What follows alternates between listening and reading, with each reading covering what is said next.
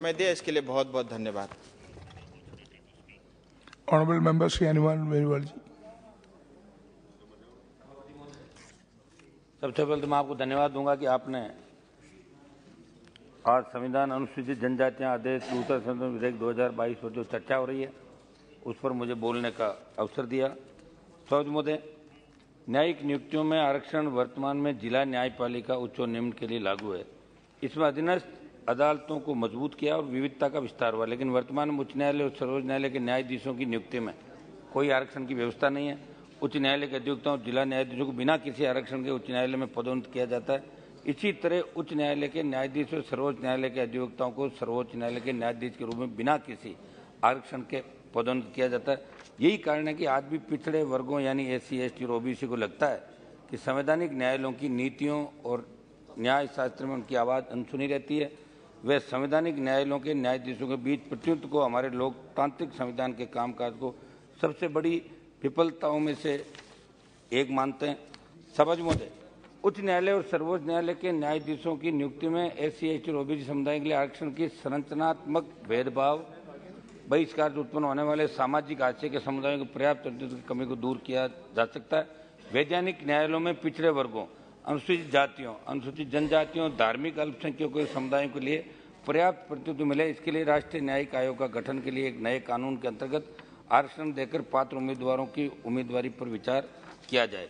सभापति महोदय, supreme court की 5 सदस्यीय संविधान पीठ का एक निर्णय गत 7 नवंबर 2022 को आया, जिसमें संसद में बहुमत से पारित आर्थिक आधार पर सवर्ण गरीबों के लिए गए फैसले पर वैधता की मुहर लगाई। सुप्रीम कोर्ट के निर्णय ने पिछड़े वर्गों के लिए बहुत सारी संभावना अवसर के द्वार भी खोल दिए। आज इंदिरा साहनी जजमेंट अप्रासंगिक बनकर रह गया और पहले की तरह आरक्षण की पूर्व निर्धारित 50% की सीलिंग टूट गई। मेरी मांग है कि मंडल कमीशन ने अपनी रिपोर्ट में OBC की आबादी 52% तय की थी तथा OBC के लिए समानुपातिक आरक्षण की अनुशंसा की, लेकिन इस समूह को 27% ही आरक्षण दिया गया क्योंकि सीलिंग का मामला था। सुप्रीम कोर्ट का आदेश था, अब जबकि सीलिंग की सीमा टूट गई है तो हर वर्ग समूह को उनकी जनसंख्या के अनुपात में उनके लिए आरक्षण का प्रतिशत बढ़ाया जाना चाहिए।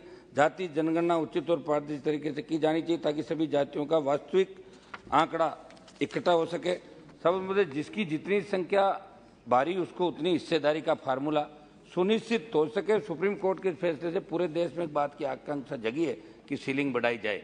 इतिहास उठाकर देखकर तो पता चलेगा कि पिछड़े वर्गों का आरक्षण को लेकर अब तक की सारी सरकारों का रवैया टाल मटोल और यथास्थिति बनाए रखने का ही रहा।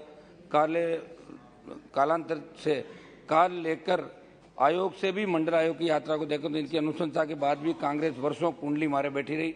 VP सिंह ने राजनीतिक दबाव में इसे लागू भी किया तो आधे अधूरे रूप में। समझ में तो जहां लागू किया सरकार ने नियम कानून आरक्षण के मसलों को उठाकर खूब सारी विसंगतियां पैदा कर दी थी। मेरे ही राज्य राजस्थान की बात करूं तो 17 अप्रैल 2018 को OBC आरक्षण को लेकर राज्य में उस समय जो भाजपा की सरकार थी परिपत्र लेके आई।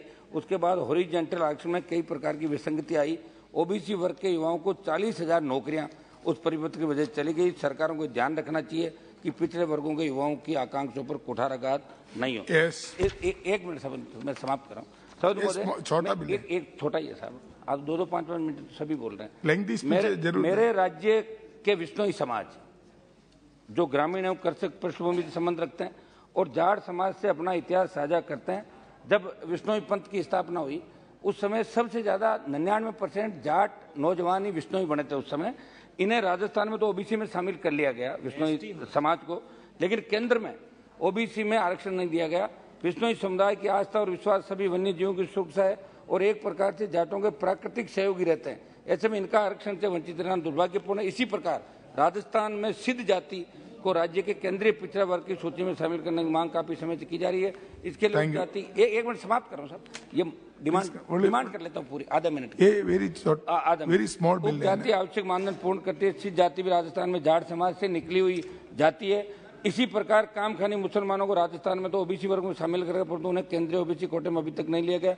मेरी मांग है विश्नोई, सिद्ध, कामखानी मुस्लिमों के साथ उन तमाम जातियों को केंद्र में OBC वर्ग के आरक्षण में सम्मिलित किया जाए जिन्हें राज्यों में न तो OBC का लाभ मिल रहा है परंतु केंद्र में OBC में सम्मिलित नहीं है। मेरी मांग है, समझ में एक मेरी आखिरी मांग कि इस देश के कम से कम 10-12 ऐसे राज्य हैं जहां जाट वहां की स्टेट में तो OBC के अंदर है लेकिन केंद्र में नहीं है। उन तमाम राज्यों के जाटों को भी केंद्र में आरक्षण का हक मिले, आरक्षण मिले उनको, ये मेरी सदन से मांग है। Thank you. Honorable Member Sri Tol Tirumalavan ji.